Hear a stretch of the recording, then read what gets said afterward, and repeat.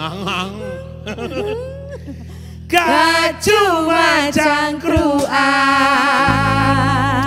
Konco-konco Jawa Timur ketemu maneh bare aku nang acara gak cuma cangkruan gare cerdas berkualitas. Ngomong-ngomong kemarin anak-anak sudah memperingati hari lahirnya Pancasila. Saya ya. Enggak. Hari lahirnya Pancasila itu tanggal berapa dah? 1 dong. 1 apa? Juni dong.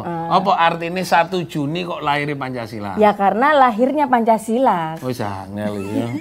Wis iki gak kenal opo-opo. Aku kenal sampean tok. Terus piye wong ganteng sak Jawa Timur dan sak jero omahe dhewe. Piye? Makane ta, kudu ngerti ngaji Pancasila. Iya, aku melok lek ngono. Saiki ta. Ya iya saiki. Iya, oke. Repot. Oke, konco-konco Jawa Timur, saiki tak tekano wong paling ganteng, arek-arek nom sing luar biasa hebat. Saya berharap juga Indonesia awak dhewe nek sing tuwek-tuwek gak ngerti tuweke, aku sing tuwek ngerti tuweke. Sing nom kudu ganteni awak dhewe, kadang-kadang sing tuwek gak ngerti arep diganti arek nom-nom puan. Gak gelem. Makanya aku selalu ngilingno sing tuwek-tuwek. Pancasila di mata generasi milenial lagi. Ngomong Pancasila ini nanti panjang sekali. Ada Mas Bayi Juri, Ketua PMII Jawa Timur. Assalamualaikum Mas. Waalaikumsalam. Oh, ganteng. Pasti nek gak sekitar Madura tapal kuda. Temen ta? Bondowoso Mas. Oh, betul. Kan terus ngomong tapal kuda. Iya, benar. Bende besar. Bende besar. Nah, Mas Hendra Prayogi. Siap. Kepala Bidang Agraria DPD GMPNI Jawa DPD Timur. GMPNI Jawa Timur. Merdeka. Merdeka. Mas Seno Baskoro, tokoh muda Seno Bagaskoro. Iki repot iki. Kacamata lagi diganti ngene. Padahal wis minus piro? Plus 200. Tokoh muda Surabaya. Assalamualaikum, Mas. Waalaikumsalam. Ya, luar biasa. Loh, enggak ganteng enggak bedaan aku, Bas. Nah, ini nanti ada Bu Septina Alri Ningrum, dosen pendidikan Pancasila UNESA. Yo, tempatnya konco-konco kabeh kuliah nang kono. Tapi kita akan bagaimana akan melihat bahwa kenapa Bung Karno menetapkan 1 Juni itu lahirnya Pancasila, banyak peristiwa. Kutipan itu panjang, kalau bisa bahasa sejarah nanti Bu Septina menjelaskan. Tapi kita akan membahas, ya apa sih arek-arek nom-nom saiki, milenial itu membaca tentang Pancasila di mata generasi milenial. Ojo pindah channel, ojo nang dini, tetep nang acara Gak Cuma Cangkruan. Yuk! Acarane Gak Cuma Cangkruan, acarane Gak Cuma Cangkruan, acarane Gak Cuma Cangkruan, opo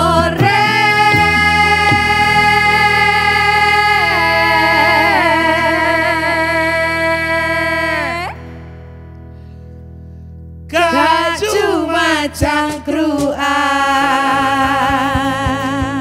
konco-konco Jawa Timur, karena kemarin kita sudah memperingati hari lahirnya Pancasila, coba kita tes. Ya. Aku langsung iki. Bapak gerbongku dewe kapok. Hendra Prayogi, sila kelima. Keadilan sosial bagi seluruh rakyat Indonesia. Tapi aku ngerti. Jerune ndredeg. Oke. Nah, Mas Seno sila ketiga. Persatuan Indonesia. Persatuan. Persatuan Indonesia ya. Ini yang panjang ini. Dadi nek diomong kene meskipun anu nek wis ngadep kamera iku ndredeg. Ayo, sila keempat. Kerakyatan yang dipimpin oleh hikmat kebijaksanaan dalam permusyawaratan perwakilan.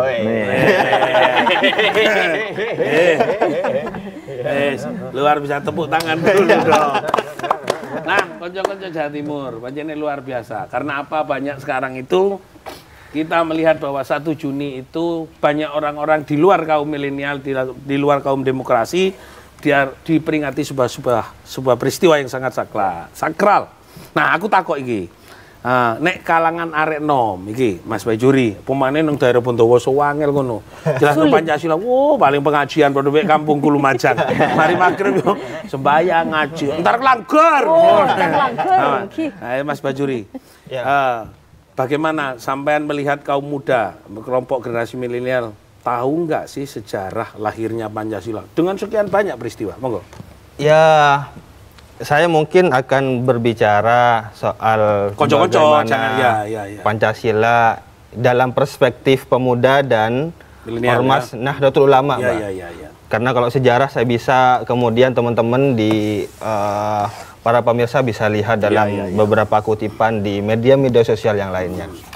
Bahwa organisasi kemasyarakatan yang pertama kali dan menerima adanya Pancasila itu adalah organisasi besar Nahdlatul Ulama. Di mana penerimaan Pancasila di situ adalah Pancasila itu adalah Islami. Agama di dalam Pancasila itu semuanya sudah ada. Bahwa Pancasila itu bagian dari keberagaman yang menjadi satu dalam persoalan bagaimana menghadapi persoalan bangsa ke depan. Oke.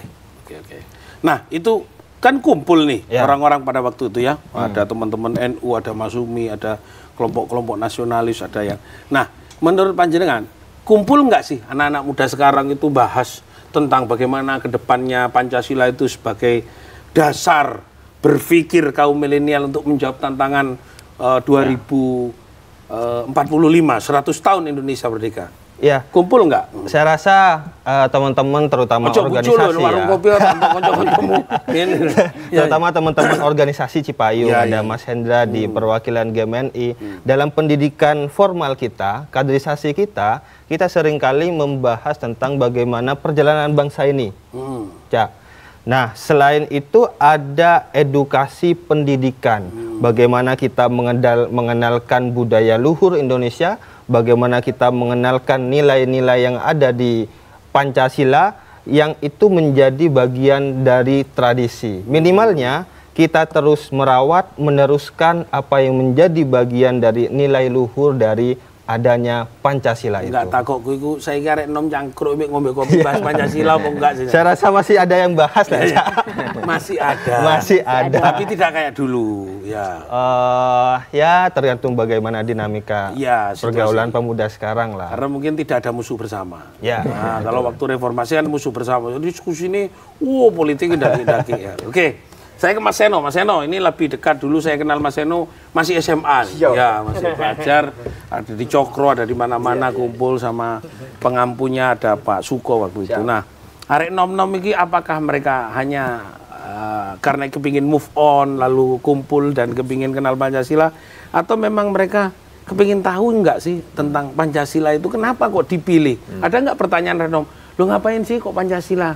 Kok hanya 5, kok nggak ditambah 6 atau 7 atau 8 kayak gitu mungkin nggak ada pembahasan kayak gitu sih anak muda. Kalau di ruang-ruang kampus Pancasila didiskusikan semacam itu mungkin iya aja. Tapi di dalam kehidupan sehari-hari interaksi kita harus jujur bahwa kemudian Pancasila tidak kemudian dibicarakan oleh konco-konco. Bagaimanapun apal pasti apal. SD, SMP, SMA, kuliah, berupacara bicara tentang Pancasila. Tapi kalau bicara tentang kenapa pendalamannya seperti itu, filosofisnya apa, sejarahnya, apalagi implementasinya.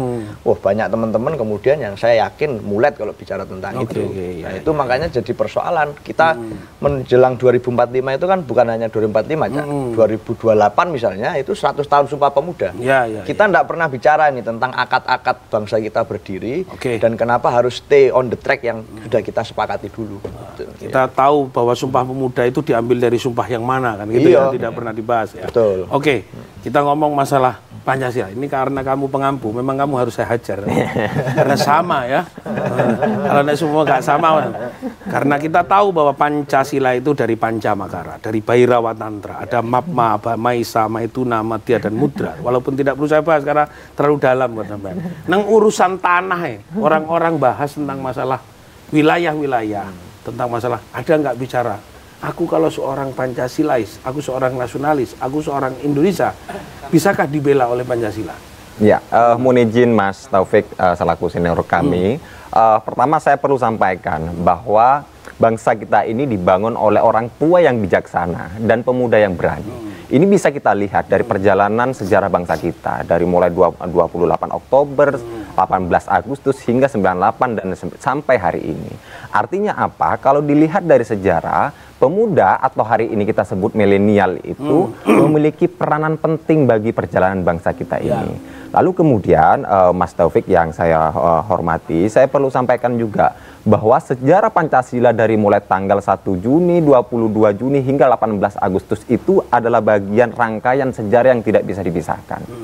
Artinya apa? Apabila ada kelompok-kelompok yang mempersoalkan berkaitan dengan penetapan 1 Juni, ini perlu kita diskusikan panjang lebar, terutama sama kami di Gerakan Mahasiswa Nasional Indonesia. Nah, itu perlu kami sampaikan agar generasi milenial kita ini betul-betul paham berkaitan dengan rangkaian-rangkaian sejarah yang patut kita ketahui. Lalu kemudian Mas Taufik yang saya hormati, saya perlu sampaikan bahwa negara kita ini adalah negara majemuk dan Pancasila itu adalah sebagai pemersatu bangsa kita. Kita itu punya ras, begitu ya, punya bahasa yang begitu kaya, punya kekayaan suku dan lain sebagainya, dan itu disatukan oleh Pancasila. Dan ini patut kita banggakan dan kita syukuri sebagai bangsa yang memiliki ideologi Pancasila itu tadi. Lalu kemudian saya masuk ke dalam pertanyaan Mas Taufik itu tadi. Banyak di kehidupan sehari-hari itu contoh semisal beberapa konflik pertanahan. Lalu kemudian apa relevansi atau korelasi dengan Pancasila? Di situ hadir nggak Pancasila ketika petani kebun sawit dieksekusi? Hadir nggak semua ada sebuah tidak boleh sembahyang di Jogodolok waktu malam? Ini nggak pernah ada mahasiswa datang ke situ. Tahan dulu ya, Pancasilais atau tidak? Konco-konco Jawa Timur, hadirnya seorang mahasiswa agen perubahan itu adalah kunci baik buruknya negara ke depan. Jangan diulangi lagi. Kemarin hanya teriak perubahan, tapi setelah masuk di dalam lorong perubahan, mereka lupa dengan cita-cita dan perubahan. Tetap nang acara gak cuma Quran, ojo sampai atuh wedhus. Jogedo acarane gak cuma cangkruan, acarane gak cuma cangkruan, acarane gak cuma cangkruan, opore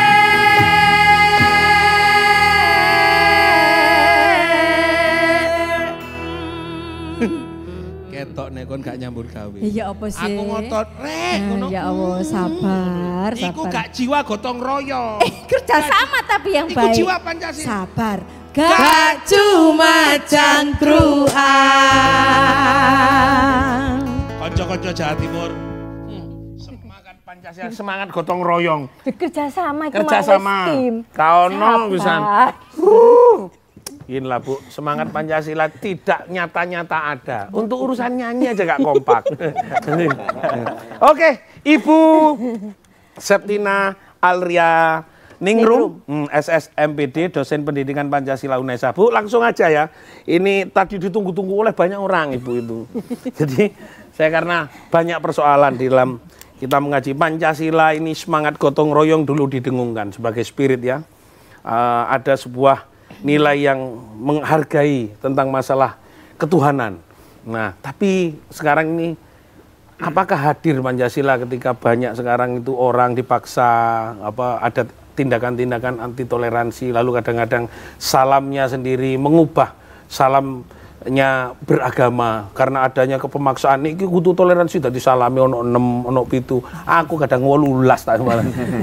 Dadi mulai teko gunung kene wong wilaheng Mas Tono hong ulun basu bilang assalamualaikum salam suwi-suwi pengajiane buyar gara-gara salam terus. Nah, ini bagaimana Bu? Pancasila harus seperti apa? Sebenarnya Pancasila kalau dipahami kan mudah, tidak menjadi rumit. Apakah yang menjadi rumit sehingga anak muda jengah aku rek ngono cek akeh sih dasar-dasari pikirannya. Masih apa seperti itu harusnya Bu?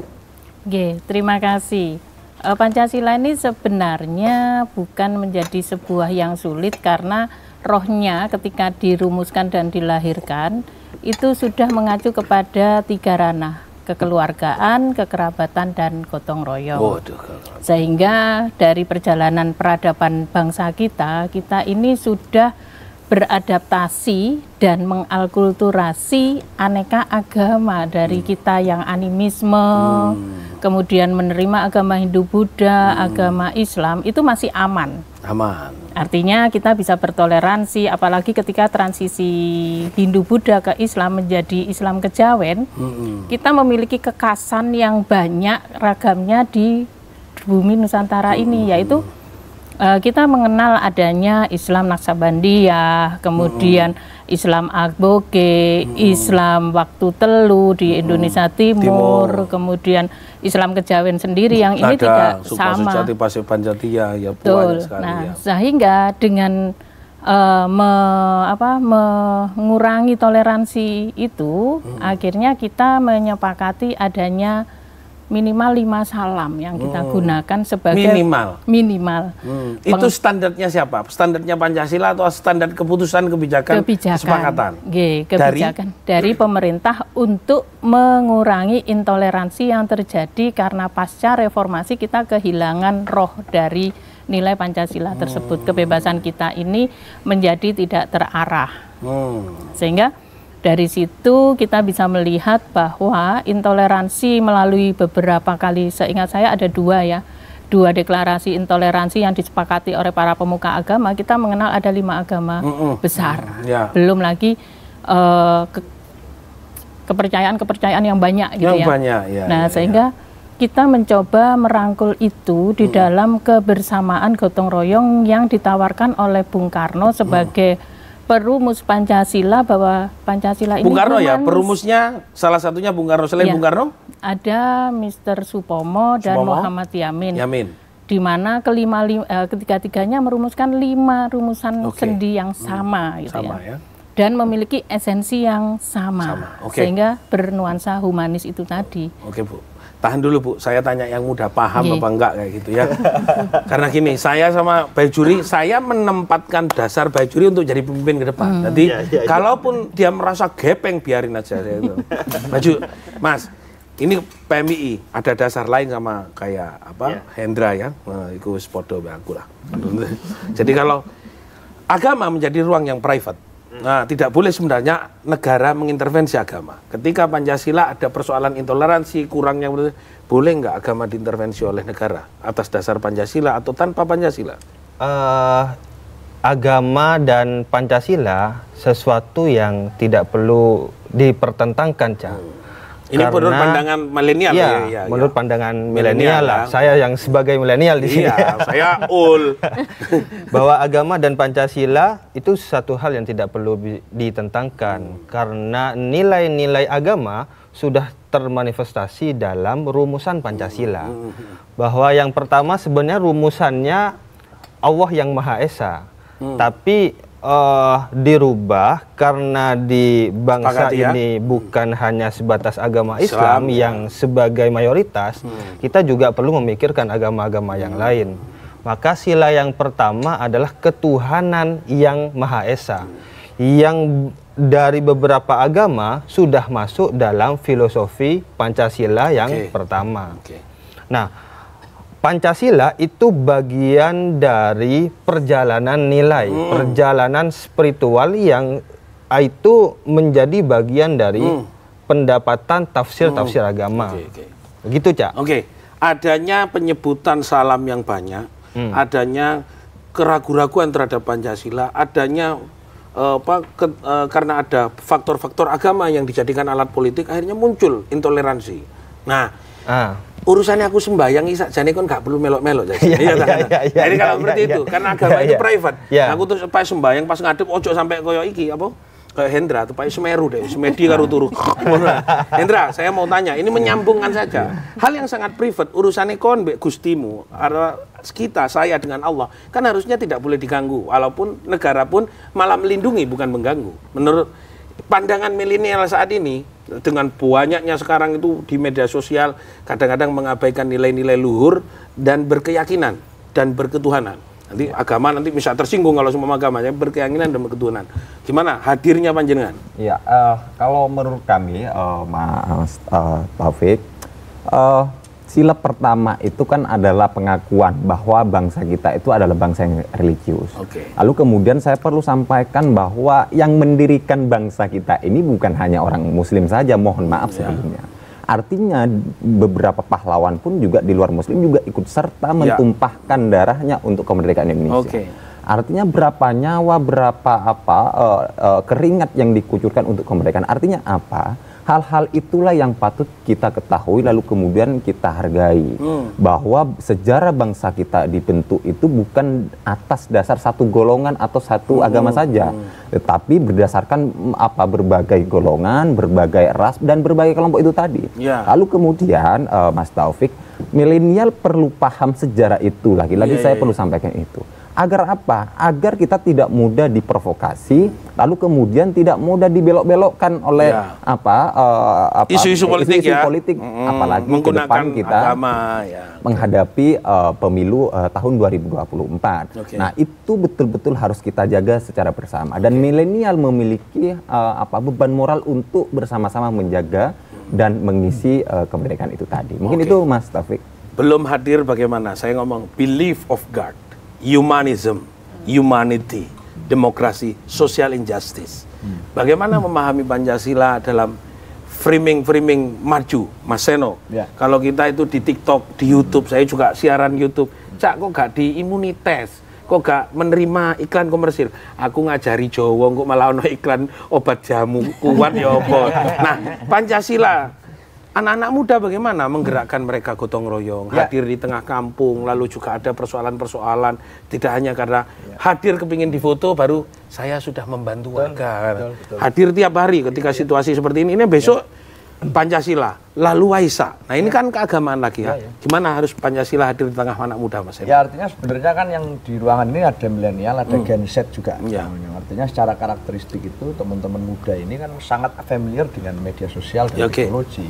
Dan sebenarnya dengan situasi keterhubungan itu memudahkan area-area ini untuk kemudian mengimplementasikan Pancasila. Sajane opo toh Pancasila itu? Pancasila itu kan tadi yang disebutkan Bu dosen tadi, ada gotong royong, kekeluargaan. Berarti apa? Ono koncone loro disambangi, dibantu, ono sing ngutang, bayarin rodok semaur ya dijarno, toleransinya seperti itu kan Pancasila juga. Dan itu menunjukkan kesalahan-kesalahan sosial yang tidak kalah penting dari sekedar kemudian kita menghafalkan nilai-nilai. Dan saya rasa itu sangat bisa difasilitasi oleh budaya teman-teman muda sekarang. Yang apa?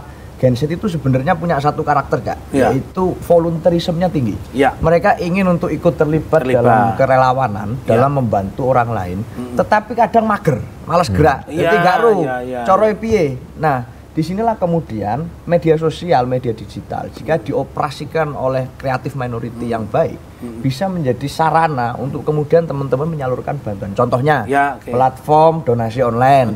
Kemudian contohnya lagi, platform-platform di mana teman-teman itu bisa melakukan kerelawanan melalui media sosial, memviralkan ketidakadilan. Itu sudah bentuk Pancasila. Dan saya rasa itu konkret.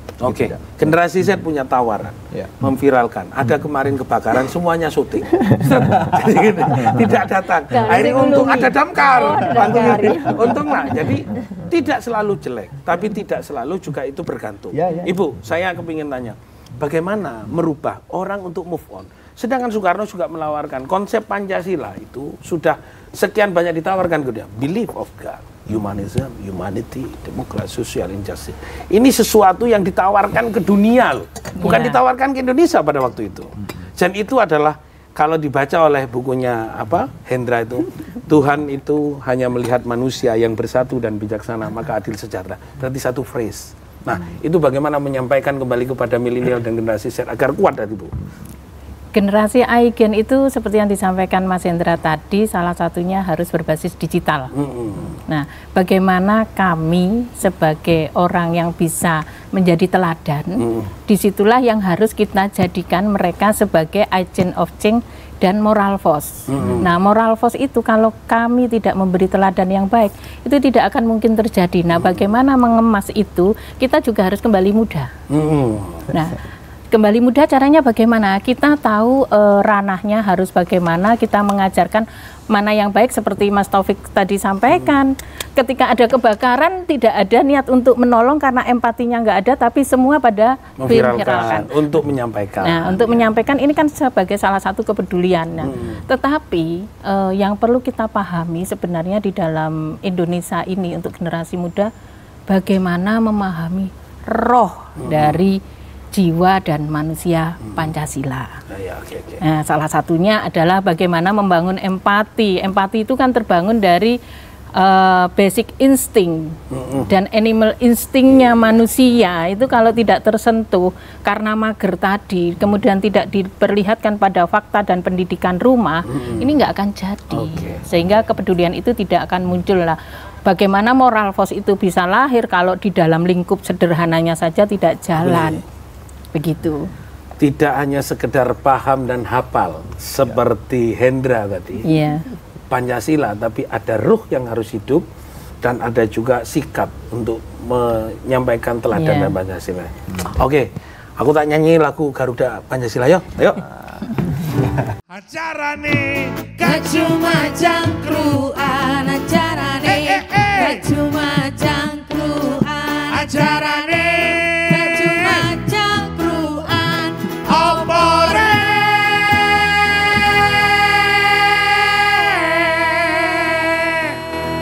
opo sira gak cuma cangkruan. Konco-konco Jawa Timur ketemu maneh karo wong ganteng sak Jawa Timur. Nek pindah Jawa Timur, tambah. aku bayari, tetep aku gandeng. Tetep aku ganteng. Bayar ya. Bayar nyogok nang petugas. Oke. Baik juri, mager, awakmu terlalu mager. Kalau mager badannya jare senoan, iki mager pikirane. Gitu ngono mancingnya. Oke. Nah, ada pertanyaan, menggerakkan roh. Artinya tidak hanya sekedar roh Pancasila ini, oke, di kota itu bergerak anak-anak muda, ke sana ke sini, ada kegiatan, ada rapat, ada pertemuan. Nah, nang desa, lho, pemane daerahmu mek daerahku itu. Mari sholat isya kaon kegiatan. Nah, bagaimana menghidupkan milenial-milenial yang ada di tingkatan yang lain itu, yang sudah tadi basic NU itu akan ada di desa-desa. Menggerakkan roh Pancasila, ini penting rohnya Pancasila. Gimana, Mas?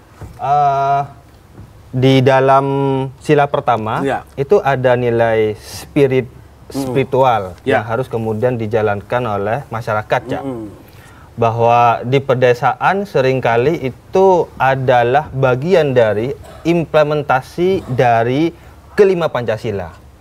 Bahwa di sana ada pemersatu, ada sikap gotong royong, ada keberagaman, kemajemukan yang seringkali tidak bisa menjadi suatu persoalan. Misalkan ada orang meninggal, semuanya berkumpul, bersatu untuk saling membantu, bergotong royong. Ada orang yang membutuhkan rumahnya untuk direnovasi. Kalau dulu di pedesaan itu tanpa perlu ada bayar, Cak. Iya, itu dulu. Kamu belum lahir.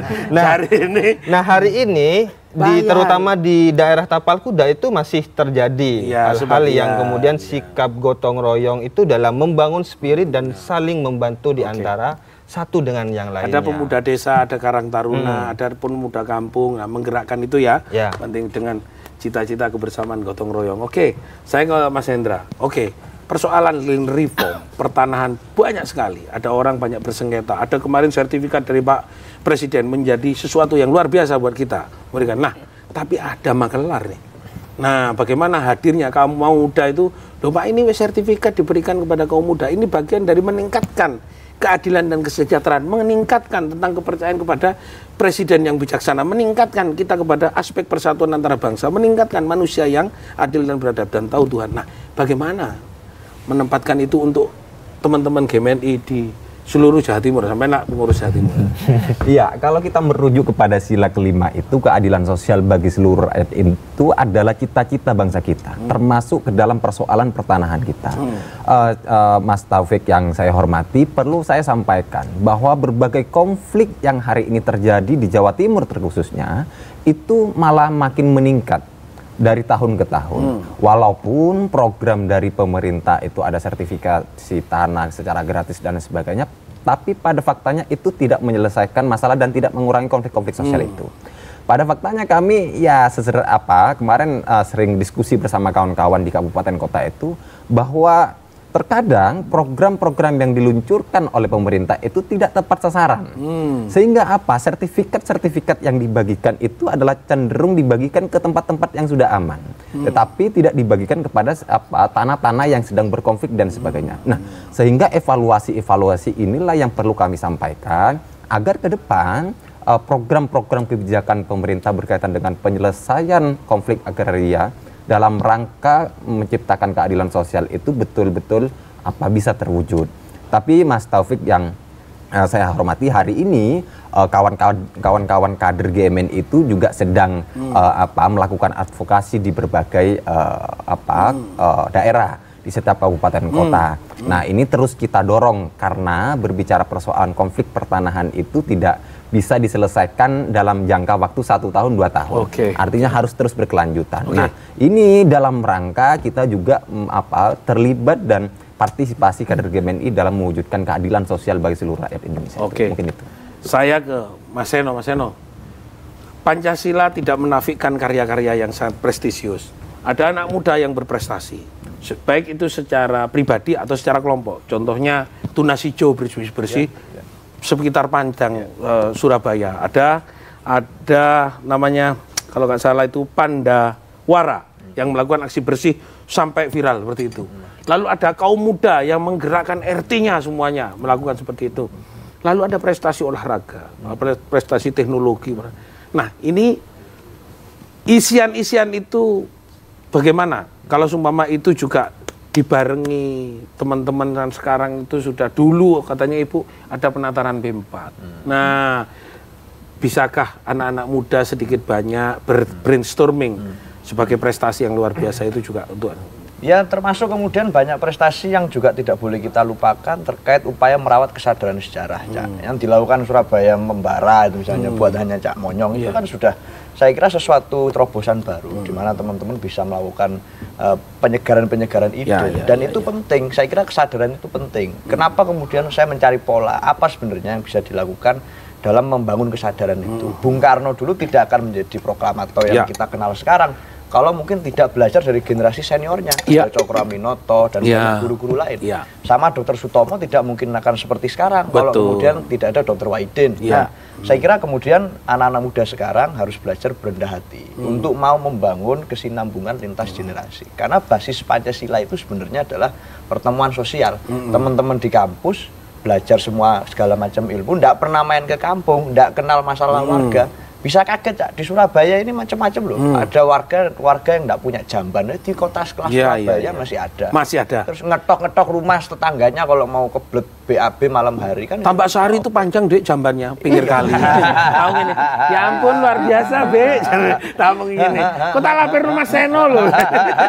Artinya harus ada kerelaan teman-teman muda itu, termasuk saya, teman-teman Gen Z milenial, untuk tidak belajar tok dari HP dan dari buku, tapi belajar juga dengan turun ke bawah, ngerti persoalan yang dihadapi oleh generasi yang beragam itu, orang tuanya, kakak-kakaknya, dan lain-lain. Oke, Bu, menghidupkan ruh yang move on. Nah, ini saya katakan tadi bahwa Soekarno menghantarkan Pancasila itu kalau secara hakikat itu di dalam semuanya itu.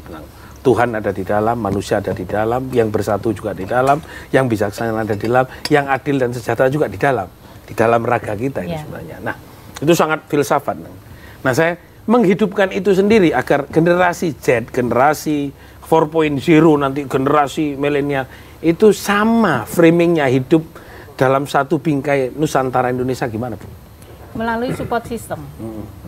Artinya begini, mari kita belajar dari Orde Baru. Karena apa? Dari kacamata masyarakat Indonesia itu kan selalu melakukan dekonstruksi.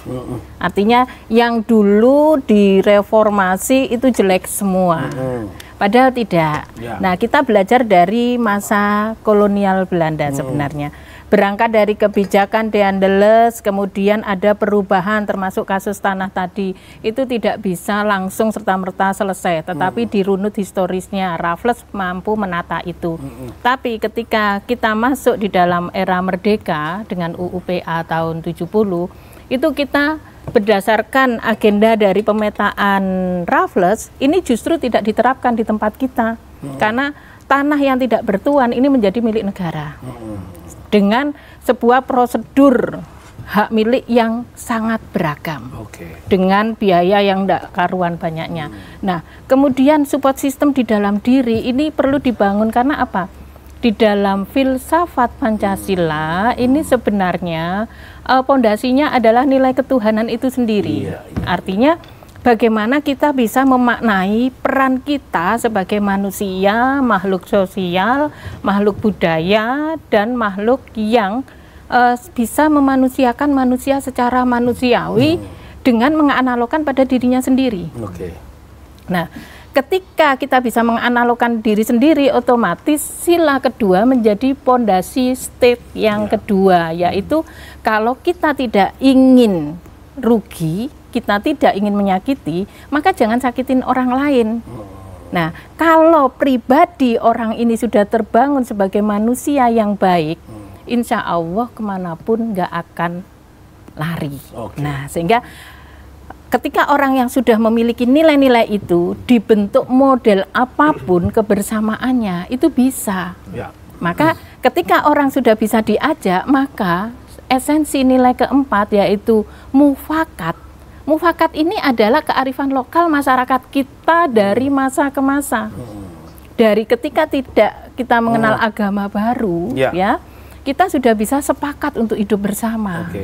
Maka mengapa Bung Karno ini menyebutkan keadilan sosial itu? Karena apa? Keadilan sosial itu akan terlahir ketika jiwa kita sudah baik, ketika ekonomi kita baik, interaksi sosial kita baik, pemahaman nilai dan identitas dirinya juga baik. Begitu, sehingga lalu bagaimana masyarakat kita ini dimulai dari diri. Betul. Makanya harus ngerti ke diri sendiri ya. Ya, nah, kurikulum. Tahan dulu Bu, nanti kita akan bahas lagi. Konco-konco Jawa Timur iki gurung bahas bintang iku nang ndi, ranti nang ndi, beringin nang ndi, padi dan kapas sak banding ono nang ndi. Nek sumpama iku engko tak bahas iku ngenteni petang jam maneh. Tapi tetap nang acara Gaju Macang Rajo. Tindak acaranya iki, Dok. Acarane Gaju Macang Kruan, acarane Gaju Macang Kruan, acarane Gaju Macang Kruan, opo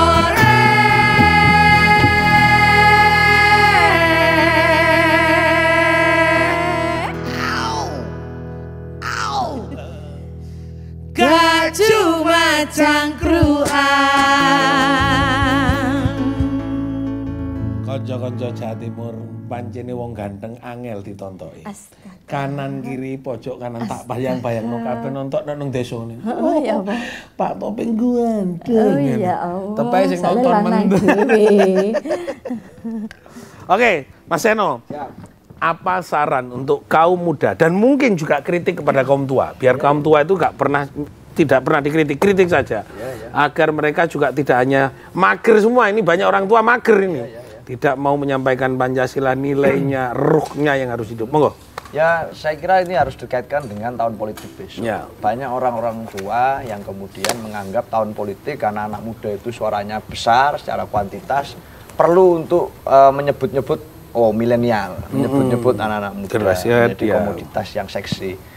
Padahal menurut saya dengan situasi semacam itu, ayolah jangan hanya teman-teman ini kemudian diberikan ruang sebagai pemilih atau kemudian mengikuti itu, tapi juga didengarkan pemikirannya, dilibatkan dalam bagaimana proses membangun kebijakan yang lebih baik ke depan. Maka saya kira baik lagi, basis dari Pancasila itu adalah pertemuan sosial. Kita tidak mungkin toleran kalau tidak pernah bertemu dengan orang yang berbeda. Kita tidak mungkin bisa empatik kalau tidak pernah ketemu dengan orang yang lebih susah daripada kita. Maka pertemuan sosial menjadi penting. Dan disinilah peran generasi muda sebenarnya untuk memperbanyak ruang pertemuan. Tidak hanya di media sosial, tetapi ya medunor ketemu karo tukang becak, karo teman-teman di warung. Jangan hanya di kampus dan di les-lesan mulai terus HP-an. Itu kita tidak bisa bicara Pancasila di ruang seperti itu. Tante ini pinggir kenjeran juga pernah ono sing teko. Ayo juri.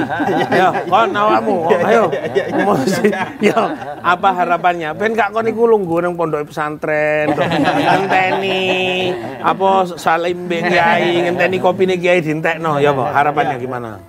Ada sebuah adagium, Cak, bahwa orang-orang tua itu selalu berbicara masa lalu, tapi anak muda seperti Mas Hendro, Mas Seno ini selalu berbicara masa depan. Belum tentu aku juga ngomong masa depan. Wah, ngawur. Iki untung gak mencorot ini. Terus. Dari sana bahwa bangsa negara ini selalu bergerak. Ya kan? Kemajuan itu selalu berkesinambungan dengan dinamika yang ada pada proses perjalanan kehidupan. Itu tergantung dari pergerakan dunia. Nah, milenial posisinya di mana? Yo, kita harus beradaptasi. Kita harus kemudian bisa bereaksi dalam mengekspresikan bagaimana nilai-nilai luhur Pancasila ini tetap mengalir pada setiap langkah gerak kita ke depan. Nah, persoalan-persoalan yang harus kita hadapi ke depan dalam persoalan dinamika 2024, saya sebut bahwa ini adalah momentum teman-teman milenial untuk mengeluarkan ide, untuk mengekspresikan gagasan, bahwa visi misi daripada kemudian milenial pemuda itu harus didengar, itu harus dilakukan dalam proses bagaimana ini menjadi konsolidasi milenial yang harus kemudian diambil menjadi bagian dari berupa kebijakan-kebijakan pemerintah ke depan. Oke, karena pemerintah akan hilang kalau kamu tidak menggantikan. Hendra, konkret saja, apa yang harusnya kelompok-kelompok nasionalis itu dilakukan, bukan hanya sekedar bersikap dan berteriak, tapi melakukan sesuatu tindakan lebih konkret agar Pancasila itu ada di dalam long life is demokrasi. Ya, terima kasih Mas Taufik. Kalau kata Bung Karno itu perjuanganku lebih mudah gara-gara melawan penjajah. Tantangan kalian, perjuangan kalian itu lebih berat gara-gara melawan bangsa sendiri. Artinya apa? Kalau dilihat dari situ, tantangan pemuda kita, anak muda kita itu ke depan juga tidak mudah. Ditambah adanya bonus demografi dan lain sebagainya itu. Lalu kemudian kita perlu membuat koalisi anak muda kalau kami merekomendasikan. Agar apa? Kekuatan anak muda ini bisa kita satukan dan bisa kita konsolidasikan. Untuk contoh semisal membuat gagasan, ide dan lain sebagainya. Gara-gara ke depan ini adalah juga masa anak muda. Lalu kemudian untuk menghadapi tantangan masa depan, saya kira kita perlu menyerukan berkaitan dengan gotong royong itu. Apapun tantangannya yang dihadapi oleh bangsa kita ini, penting kiranya kita itu tetap bersatu dan bergotong royong untuk kemajuan bangsa kita itu. Oke, mantap. Salam Pancasila. Salam. Ibu, Bu Septina, silakan harapannya untuk, karena ini pondasi anak-anak muda ini, jangan sampai kita bikinkan jembatan. Nah, silakan, monggo Bu, sedikit. Jadilah payung untuk mereka. Karena apa? Orang tua memang selalu emosinya teringat masa lalu, keagungan masa lalu dan kecewa dengan masa sekarang. Sehingga bagaimana kita bisa menjadi penasehat dari komunitas-komunitas yang akan dibangun mereka. Mari kita contohkan bagaimana Hocokoro Aminoto membimbing antara Muso, Alimin, Kartosuwiryo yang sekamar dengan Bung Karno, tapi hasilnya berbeda. Nah, orang tua harus berpikir bahwa sejarah ini untuk pandangan kemarin, kini, dan esok. Yang mana di dalam pendidikan itu kita juga harus menjadi contoh, harus menjadi orang tua, dan juga harus menjadi teladan bagi mereka. Baik Bu, makasih. Konco-konco Jawa Timur, kita sudah mendengar bahwa sebenarnya anak-anak muda adalah mereka yang akan meneruskan spirit 1 Juni. Satu iki sing setunggal. Juni iku jumenengi nur marang ingsun. Jadi itu adalah adanya kekuatan dalam dirinya Pancasila. Pancasila itu ada di dalam diri itu. Yang tunggal itu adalah yang harus kita pegang, adalah Pancasila. Semoga garis perjalanan demokrasi menuju 2045 ini yang tua-tua sadar agar anak-anak muda kita berikan kesempatan. Jangan mereka halangi. Kalau engkau menghalangi, maka garis marka demokrasi akan menghantam kalian. Semoga Pancasila tegak lurus. Salam Pancasila.